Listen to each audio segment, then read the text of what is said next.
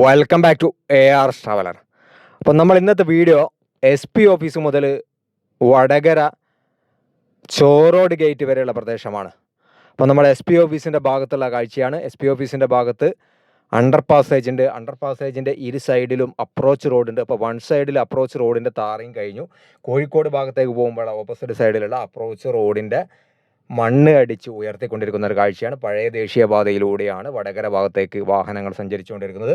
അപ്പം വടകര ഭാഗത്തേക്ക് പോകുമ്പോൾ നമ്മുടെ അണ്ടർ പാസേജ് കഴിഞ്ഞിട്ടുള്ള ഭാഗം 6 വരിയിലെ ആ അപ്രോച്ച് റോഡിൻ്റെ ഭാഗം ഏതാനും ചില ഭാഗങ്ങൾ താറ് ചെയ്ത് പൂർത്തിയാക്കിയിട്ടുണ്ട്. അതിൻ്റെ പുതിയ താറിങ്ങുള്ള ഒരു കാഴ്ചയാണ് നമുക്ക് കാണാൻ സാധിക്കുന്നത്.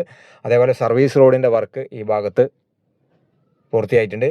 പിന്നെ അതേപോലെ തന്നെ 6 വരിയുടെ കോട്ടക്കടവ് ഭാഗത്ത് 6 വരിയുടെ ചില ഭാഗങ്ങളും താറിങ് പൂർത്തിയായ ഒരു കാഴ്ച നമുക്ക് കാണാൻ സാധിക്കും. നേരത്തെ ഒരു മാറ്റവുമില്ലാതെ അനിശ്ചിതമായി കിടക്കുന്ന ഒരു പ്രദേശമായിരുന്നു കോട്ടക്കടവ്. ഈ റെയിൽവേ ഗേറ്റിനോട് ചേർന്നിട്ടുള്ള ഒരു പ്രദേശം. ഇവിടെ 6 വരിയുടെ ഭാഗങ്ങൾ താർ ചെയ്ത് കഴിഞ്ഞു. അടുത്ത 6 വരിയിൽ 3 വരിയുടെ ഭാഗങ്ങൾ താഴെ ചെയ്തു. അടുത്ത 6 വരിയുടെ ഭാഗങ്ങളൊക്കെ ഏകദാണ്ട് മണ്ണൊക്കെ അടിച്ച് ഫില്ല് ചെയ്തിട്ടുണ്ട്. ഇനി ലെവൽ ചെയ്ത് അതിൻ്റെ മുകളിൽ താറിങ് ചെയ്യാനുള്ള വർക്കാണ് നടക്കാനുള്ളത്. അതേപോലെ തന്നെ പിന്നെയുള്ളത് നമ്മുടെ കരിമ്പന പാലമാണ്. അതിനിടയിൽ നമ്മൾ ഇന്ത്യൻ റെയിൽവേയിലൂടെ ഒരു ട്രെയിന് പോവുകയാണ്. അപ്പം ക്യാമറ നമ്മൾ അങ്ങോട്ട് പിടിച്ചു. അതേതാണ് ട്രെയിന് അറിയുന്ന ആളെ ജസ്റ്റ് ഒന്ന് കമൻറ്റ് ചെയ്യാം. പിന്നെ മറ്റൊരു ട്രെയിന് കൂടി വന്ദേ ഭാരത് കൂടി പോകുന്നുണ്ട്. ആ വന്ദേ ഭാരതും 2 ട്രെയിനുകൾ അപൂർവമായി നമുക്ക് കിട്ടിയ ഒരു കാഴ്ചയാണ് ഡ്രോൺ പറത്തുമ്പോൾ. അപ്പോൾ 6 വരി ദേശീയപാതയും അതോടൊപ്പം തന്നെ ഇന്ത്യൻ റെയിൽവേയും സമാനമായി സഞ്ചരിച്ചുകൊണ്ടിരിക്കുന്ന പ്രദേശമാണ് ഈ കോട്ടക്കടവിൻ്റെയും കരിമ്പനപ്പാലത്തിൻ്റെയും ഇടയിലുള്ള ഒരു പ്രദേശം. ഇവിടെയൊക്കെ നേരത്തെ പഴയ ദേശീയപാതയിൽ ഒരുപാട് ടേണിങ്ങുകളൊക്കെ ഉണ്ടായിരുന്നു. അപ്പോൾ അതിൽ നിന്നിപ്പോൾ വ്യത്യസ്തമായി നമ്മളിപ്പോൾ നിലവിൽ ഈ വാഹനങ്ങൾ പോകുന്ന പ്രദേശം ഉണ്ടല്ലോ, ഭാഗം സർവീസ് റോഡാണ് വരിക. പിന്നെ ഈ റൈറ്റ് സൈഡിൽ മണ്ണൊക്കെ ഫില്ല് ചെയ്തിരിക്കുന്ന ഈ ഒരു ഭാഗത്ത് കൂടിയാണ് നമ്മൾ 6 വരി പാത കടന്നു പോവുക. അതേപോലെ കരിമ്പനപ്പാല തോടിൻ്റെ ഭാഗത്ത് അവിടെ ഒരു കൾവേർട്ട് നിർമ്മിച്ചുകൊണ്ടിരിക്കുന്നുണ്ട്. അതിൻ്റെ 3 വരിയുടെ ഭാഗത്തുള്ള കോൺക്രീറ്റിംഗ് കഴിഞ്ഞു. അടുത്ത 3 വരിയുടെ ഭാഗത്തുള്ള കോൺക്രീറ്റിംഗ് ആണ് നടക്കാനുള്ളത്. അതേപോലെ സർവീസ് റോഡിൻ്റെ കുറച്ച് വർക്ക് കഴിഞ്ഞു എന്നല്ല, താൽക്കാലികമായി സർവീസ് റോഡിലൂടെയാണ് വടകര ഭാഗത്തേക്ക് വാഹനങ്ങൾ കടത്തി വിടുന്നത്. പിന്നെ ടെമ്പററി ആയിട്ട് നിർമ്മിച്ച ഒരു കൾവേർട്ടുണ്ട് നമ്മൾ കോഴിക്കോട് ഭാഗത്തേക്ക് പോകുന്ന ആ ഭാഗത്തൂടെയാണ്. അപ്പോൾ കോഴിക്കോട് ഭാഗത്തേക്ക് വാഹനങ്ങൾ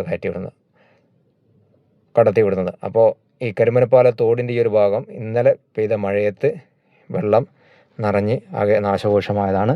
അപ്പോൾ എത്രയും പെട്ടെന്ന് ഈ കൾവേർട്ടിൻ്റെ വർക്ക് പൂർത്തീകരിച്ചില്ലെങ്കിൽ വരുന്ന ജൂൺ മാസങ്ങളിലൊക്കെ നല്ല വെള്ളക്കെട്ടുണ്ടാകും. ഒരു ദിവസത്തെ മഴയാണ് ഈ വേനൽ മഴയിൽ. മാർച്ച് മാസം കഴിഞ്ഞ 2 ദിവസം മഴ പെയ്തപ്പോഴാണ് അവിടെ നമ്മുടെ എക്സ്കവേറ്ററൊക്കെ ഇറങ്ങേണ്ടി വന്നത്. വലിയ കൂറ്റൻ എക്സ്കവേറ്റർ. അത് കഴിഞ്ഞ് നമ്മൾ കരിമ്പനപ്പാലത്തിൽ ആ ഒരു ചെറിയൊരു ഫ്ലൈ ഓവർ കഴിഞ്ഞ് പിന്നെ ഇവിടെ ഒരു കൾവേർട്ടുണ്ട്. ആ കൾവേർട്ടിൻ്റെ പണികളൊക്കെയാണ് നടന്നുകൊണ്ടിരിക്കുന്നത്. വടകരയെ സംബന്ധിച്ചിടത്തോളം ഈ കരിമ്പനപ്പാലം കോട്ടക്കടവ് പ്രദേശമൊക്കെ നല്ല വെള്ളക്കെട്ടുള്ള മാർച്ച് മാസത്തിൽ പോലും വെള്ളത്തിന് യാതൊരു കുറവുമില്ലാത്ത, അത് ശുദ്ധമായ വെള്ളമാണോ അല്ലെങ്കിൽ മോശമായ വെള്ളമാണോ എന്നുള്ള കാര്യത്തിൽ മാത്രമേ ഡൗട്ടുള്ളൂ. വെള്ളത്തിന് എന്തായാലും എങ്ങനെ കുഴിച്ചാലും വെള്ളം കാണുന്ന ഒരു പ്രദേശമാണ് ഈ കരിമ്പനപ്പാലം പ്രദേശം. അപ്പോൾ അതുകൊണ്ട് തന്നെ പെട്ടെന്ന് അവിടെ കൾവേർട്ടിൻ്റെ പണിയും അതോടൊപ്പം തന്നെ ആ കരിമ്പനപ്പാലം തോടുമായി ബന്ധപ്പെട്ടുള്ള വർക്കൊക്കെ കംപ്ലീറ്റ് ആക്കിയില്ലെങ്കിൽ ജൂൺ മാസത്തിൽ യാതൊരു കാരണവശാലും അവിടെ വർക്ക് എടുക്കാൻ പറ്റില്ല. അപ്പോൾ അത് കഴിഞ്ഞ് നമ്മളെ സഹകരണ ഹോസ്പിറ്റലിൻ്റെ ഒരു പ്രദേശമാണ്. ഇവിടെ ഇപ്പം സർവീസ് റോഡിൻ്റെ വർക്കാണ് നടന്നുകൊണ്ടിരിക്കുന്നത്. അതേപോലെ കൾവേർട്ടിൻ്റെ വർക്കും നടന്നുകൊണ്ടിരിക്കുന്നുണ്ട്. 6 വരിയുടെ മണ്ണ് അടിച്ച് ഉയർത്താനുള്ള വർക്കും വലിയ രീതിയിൽ ഹൈറ്റ് ഉണ്ടാവില്ല, എന്നാലും ചെറിയൊരു ലെവലിങ്ങുള്ള വർക്കുമാണ് ഈ ഒരു പ്രദേശത്ത് നടന്നുകൊണ്ടിരിക്കുന്നത്. ഇനി നേരെ പുതിയ ബസ് സ്റ്റാൻഡ് ഭാഗത്തേക്കാണ്. അപ്പോൾ സൺഡേ ആണ് നമ്മളിപ്പോൾ വീഡിയോ എടുക്കുന്നത്. അതായത് ഏപ്രിൽ 5-നാണ് നമ്മൾ വീഡിയോ എടുത്തുകൊണ്ടിരിക്കുന്നത്. ഏപ്രിൽ 5 ഇലക്ഷൻ്റെ ചൂടുള്ള ആ ഒരു സമയത്താണ് വീഡിയോ എടുത്തുകൊണ്ടിരിക്കുന്നത്. വാഹനങ്ങളൊക്കെ നട്ടുച്ച സമയമായതുകൊണ്ട് വാഹനങ്ങളൊക്കെ കുറവാണ്. ഏകദേശം ഒരു 12 മണി ആ ഒരു സമയത്താണ് വീഡിയോ എടുത്തുകൊണ്ടിരിക്കുന്നത്. പുതിയ ബസ് സ്റ്റാൻഡ് പരിസരമാണ്. പുതിയ ബസ് സ്റ്റാൻഡിലൂടെയാണിപ്പോൾ ദേശീയപാതയിലെ വാഹനങ്ങൾ ഇപ്പോഴും പുതിയ ബസ് സ്റ്റാൻഡിലൂടെയാണ് കണ്ണൂർ ഭാഗത്തൂടെ പാസ് ചെയ്തുകൊണ്ടിരിക്കുന്നത്. അപ്പോൾ പുതിയ ബസ് സ്റ്റാൻഡിനെ സംബന്ധിച്ചിടത്തോളം ബസ് പോലെയുള്ള വാഹനങ്ങൾക്കും വലിയ പ്രയാസമാണ്. അപ്പോൾ ഇവിടെ കൾവേർട്ടിൻ്റെ വർക്ക് നടക്കുന്നതുകൊണ്ടാണ് പുതിയ ബസ് സ്റ്റാൻഡിലൂടെ വാഹനങ്ങളെ കടത്തിക്കൊണ്ടിരിക്കുന്നത്. ഇപ്പോൾ അത് കഴിഞ്ഞ് അപ്രോച്ച് റോഡിൻ്റെ വർക്കാണ് നടക്കാനുള്ളത്. പിന്നെ 6 വരി നമ്മൾ എലിവേറ്റഡ് ഹൈവേയുടെ പില്ലറിൻ്റെ മുകളിൽ ഫുള്ള് ഷട്ടറിങ് വർക്കൊക്കെ കഴിഞ്ഞു. ഇപ്പോൾ ഇതിൻ്റെ മുകളിൽ നടന്നുകൊണ്ടിരിക്കുന്ന വർക്ക് ക്രാഷ് ബാരിയറിൻ്റെ വർക്കാണ്. ക്രാഷ് ബാരിയറിൻ്റെ കമ്പികളൊക്കെ കെട്ടിയിട്ടുണ്ട്. ഇനി കോൺക്രീറ്റിങ് ചെയ്യാനുള്ള വർക്കും അതോടൊപ്പം ഇതിൻ്റെ മുകളിൽ താറിങ്ങുള്ള വർക്കാണ് കാര്യമായിട്ട് നടക്കാൻ ബാക്കിയുള്ളത്. അതേപോലെ പുതിയ ബിൽഡിങ്ങുകളും ഈ ഒരു ഭാഗത്ത് കടന്നു വരുന്നുണ്ട്. നമ്മൾ ഫാമിലി വെഡ്ഡിംഗ് സെൻറ്ററുമായി ബന്ധപ്പെട്ടുള്ള പുതിയ ബിൽഡിംഗ് റൈറ്റ് സൈഡിൽ നമുക്ക് കാണാൻ സാധിക്കുന്നത്. ദേശീയപാതയുടെ വർക്ക് തുടങ്ങിയതിന് എത്രയോ കാലം കഴിഞ്ഞിട്ടാണ് ഇവിടെ ബിൽഡിങ്ങിൻ്റെ വർക്ക് തുടങ്ങി. പക്ഷേ ബിൽഡിങ്ങൊക്കെ പൂർണ്ണമായി കഴിഞ്ഞു എന്നൊരു പക്ഷേ നമുക്ക് പറയാൻ കഴിയും.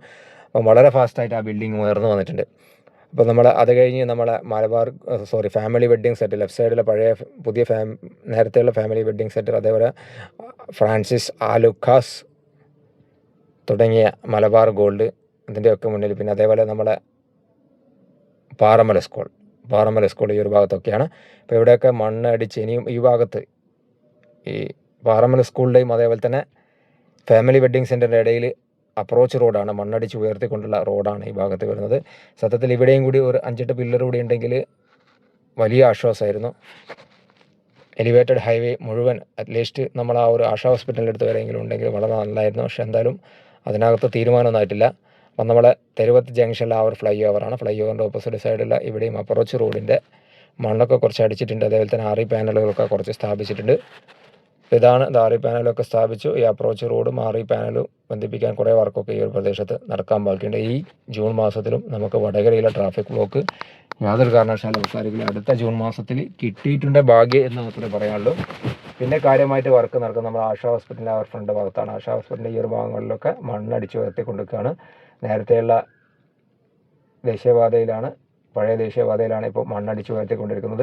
സർവീസ് റോഡിലൂടെ ഏതാനും ആഴ്ചകൾ കൊണ്ട് സർവീസ് റോഡിലൂടെ വാഹനങ്ങൾ ഡൈവേർട്ട് ചെയ്യും. വൺ സൈഡിൽ ഓൾറെഡി നമ്മുടെ കോഴിക്കോട് ഭാഗത്തേക്ക് പോകുന്ന റൂട്ട് ലൈനിൽ ഓൾറെഡി വാഹനങ്ങളെ ഡൈവേർട്ട് ചെയ്യാൻ തുടങ്ങിയിട്ടുണ്ട്. ആശാ ഹോസ്പിറ്റലിൻ്റെ ഫ്രണ്ട് ഭാഗത്തും അവിടെയും ഒരു ചെറിയൊരു കൾവേർട്ട് വരുന്നുണ്ട്. അപ്പോൾ ഇവിടെയൊക്കെ മഴ പെയ്താൽ ഈ 2 സൈഡിലെ മണ്ണും അങ്ങ് മെയിൻ റോഡിലോട്ട് താഴോട്ടേക്ക് ഇറങ്ങി വരും. ഈ ജൂൺ മാസത്തിനുള്ളിൽ ഈ ഭാഗത്ത് മണ്ണടിച്ച് ഉയർത്തി താറ് ചെയ്തില്ലെങ്കിൽ വാഹനങ്ങൾക്ക് ഇതിലെ പോകാൻ വലിയ ടാസ്ക്കായിട്ട് മാറും. അത് കഴിഞ്ഞ് നമ്മളെ പാർക്ക് ഹോസ്പിറ്റൽ അതേപോലെ തന്നെ പഴങ്കാവ് ഭാഗത്തേക്ക് പോകുന്ന ഒരു ജംഗ്ഷനാണ്. ഇവിടെയും ഈ പഴങ്കാവിൻ്റെ ഈ ഒരു ഭാഗത്തും അവിടെ ഒരു ചെറിയൊരു അണ്ടർ പാസേജ് കൊടുക്കേണ്ടതായിരുന്നു. പ്രത്യേകിച്ച് ഹോസ്പിറ്റൽ നമ്മൾ പലപ്പോഴും പറയാറുണ്ട്, ഹോസ്പിറ്റലും അതേപോലെ തന്നെ പഴങ്കാവ് ഭാഗത്തൊക്കെ പോകുന്ന ആ ഓട്ടോറിക്ഷ പോകുന്ന ഇതുണ്ടല്ലോ, ഇവിടെ ഒരു അണ്ടർ പാസേജ് കൊടുക്കേണ്ടതായിരുന്നു. പക്ഷേ കൊടുത്തിട്ടില്ല. അതേപോലെ ലെഫ്റ്റ് സൈഡിൽ ഈ ഭാഗത്ത് ഒരു സോയിൽ നെയിലിങ് കാര്യങ്ങളൊക്കെ ചെയ്യാൻ വാഗാട് ശ്രമിച്ചിട്ടുണ്ടായിരുന്നു. എന്നാൽ ഈ ഭാഗത്ത് പൊടിയുന്ന ഒരു ഉറപ്പുമില്ലാത്തത് മണ്ണായതുകൊണ്ട് തന്നെ ഈ ഭാഗത്ത് സോയിൽ നെയിലിങ് ചെയ്യാൻ സമ്മതിക്കില്ല എന്നൊക്കെ പറഞ്ഞുകൊണ്ട് ഇവിടെയുള്ള സാമ്പ്രദായിക രാഷ്ട്രീയ പാർട്ടികൾ, ചെറിയ രാഷ്ട്രീയ പാർട്ടികളൊക്കെ അതിനെതിരെ സമരം ചെയ്തിരുന്നു. അപ്പോൾ അതിനുശേഷം സോയിൽ നെയിലിങ് അവിടെ നടന്നിട്ടില്ല. അവിടെ കോൺക്രീറ്റ് ഭിത്തി സ്ഥാപിക്കൽ പ്രാവർത്തികമാകുള്ളൂ. അത് കഴിഞ്ഞാൽ നമ്മളെ പാർക്ക് ഹോസ്പിറ്റലിൻ്റെ ഭാഗത്തും പിന്നെ ഇവിടെയും അപ്രോച്ച് റോഡിൻ്റെ വർക്കാണ്. ഇവിടെയും കാര്യമായിട്ടുള്ള വർക്ക് നടന്നിട്ടില്ല. ഇരു സൈഡിലും സർവീസ് റോഡിലൂടെയാണ് ഇപ്പോൾ വാഹനങ്ങൾ പാസ് ചെയ്തുകൊണ്ടിരിക്കുന്നത്. അതേപോലെ തന്നെ ഇവിടെ സർവീസ് റോഡ് നേരാൻ വണ്ണം താർ ചെയ്തിട്ടില്ല. വാഹനങ്ങൾക്ക് ഈ ഭാഗത്ത് റൗണ്ട് അബൌട്ട് പോലെ സംവിധാനം ചെയ്തിട്ടുണ്ടെങ്കിലും റോഡ് വളരെ മോശമായതുകൊണ്ട് വാഹനങ്ങളൊക്കെ പോകാൻ വലിയ ബുദ്ധിമുട്ടാണ്.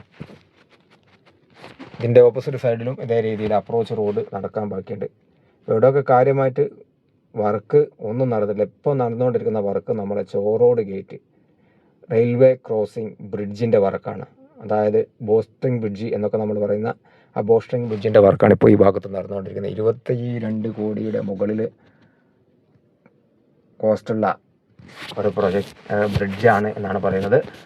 അപ്പം 5 വരിയാണ് വരുന്നത്. ബോസ്ട്രിങ് ബ്രിഡ്ജ് വരുന്ന ഇരുമ്പ് പാലം 3 വരിയും അതേപോലെ പഴയ നമ്മുടെ റെയിൽവേ ക്രോസിങ്ങിൻ്റെ പാലം 2 വരിയും ആയിട്ടാണ് വരുന്നത്. സർവീസ് റോഡ് വരുന്നില്ല. പിന്നെ അതേപോലെ തന്നെ 2 സൈഡിലും ആളുകൾക്ക് യാത്രയുടെ ചെറിയൊരു ലിഫ്റ്റ് പോലെയുള്ള സംവിധാനം വരുന്നുണ്ട്. പിന്നെ അതേപോലെ തന്നെ ഫൂട്ട് ഓവർ ബ്രിഡ്ജ് അതിനകത്ത് തീരുമാനമായിട്ടില്ല. ഫൂട്ട് ഓവർ ബ്രിഡ്ജും ഒരുപക്ഷെ ഇവിടെ വരാൻ സാധ്യതയുണ്ട് എന്നാണ് അദാനിയുടെ എൻജിനീയേഴ്സ് പറഞ്ഞത്. അതിൻ്റെ സ്പേസ് കാര്യങ്ങളൊക്കെ പിന്നെ അതിൻ്റെ ആക്സസ് കാര്യങ്ങളൊക്കെ ഇവിടെ ആളുകൾക്ക് പോകാനുള്ള അത് കൂടി പരിഗണിച്ചിട്ടായിരിക്കും. അപ്പോൾ ഈ ബോസ്ട്രിങ് ബ്രിഡ്ജ് വലിച്ച് പില്ലറിൻ്റെ മുകളിലേക്ക് സ്ഥാപിക്കാൻ വേണ്ടിയിട്ട് റെയിലൊക്കെ സെറ്റ് ചെയ്തുകൊണ്ടിരിക്കുന്ന കാഴ്ചയാണ്.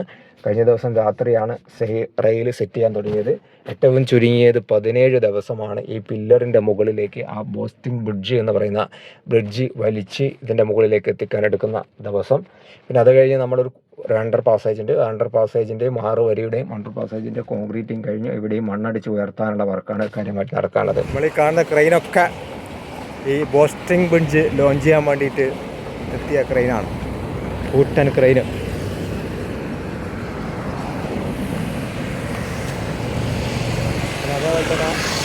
ഇതൊക്കെ എന്തിനാണെന്ന് അറിയാം.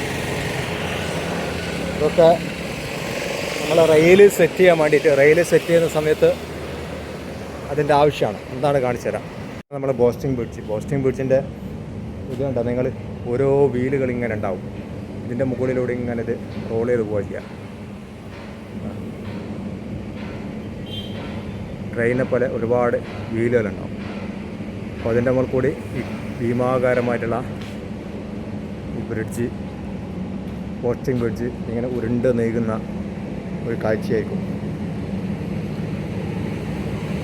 നമ്മൾ ബീം ലോഞ്ച് ചെയ്യുന്നില്ല.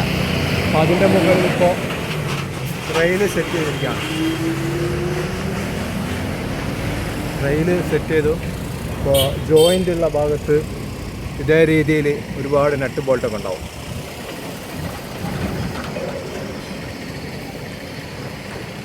ഇങ്ങനെ കിടക്കും. പീസ് ബീമാണ് ഉണ്ടാവുക. അപ്പോൾ ബീം ഈരുന്നിടത്ത് ഇതേ രീതിയിൽ സപ്പോർട്ടിങ് കൊടുക്കും.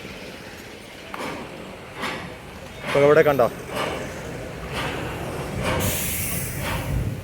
അവിടെ ജോയിൻ്റാണ്, ബീമിൻ്റെ ജോയിൻ്റാണ്. അപ്പോൾ അവിടെയാണ് ഇത്രയും വലിയ സപ്പോർട്ട് കൊടുത്തിരിക്കുന്നത്. കാല് ഒരു പില്ലർ കൊടുത്ത് എന്നിട്ട് ആ ബീം വീണ്ടും അവസാനിക്കുന്നിടത്ത് വീണ്ടും അതേ രീതിയിൽ സപ്പോർട്ട് കൊടുക്കും. ഇവിടെ കണ്ട ബീം വേണ്ട. അപ്പോൾ അവിടുന്ന് വീണ്ടും ബെൽഡ് ചെയ്യും. അപ്പോൾ ഈ റെയിൽ ക്രോസ് ചെയ്ത് പോകുന്ന ഭാഗത്ത് ബെൽഡ് ചെയ്യാൻ ഇന്ത്യൻ റെയിൽവേയുടെ പെർമിഷനില്ല. ജസ്റ്റ് നട്ട് ബോൾട്ട് മാത്രമേ ഇടാൻ പറ്റുള്ളൂ. അപ്പോൾ അത് കാണിച്ചിട്ടുണ്ട് ഇതാ. കാരണം വെൽഡിങ് വയറും മറ്റു കാര്യങ്ങളൊക്കെ വെൽഡ് ചെയ്യുന്ന സമയത്ത് താഴെ വീണാറും. അപ്പോൾ അതുകൊണ്ട് ഇവിടെ നട്ട് ബോൾട്ട് കാര്യങ്ങൾ മാത്രമേ ചെയ്യുള്ളൂ.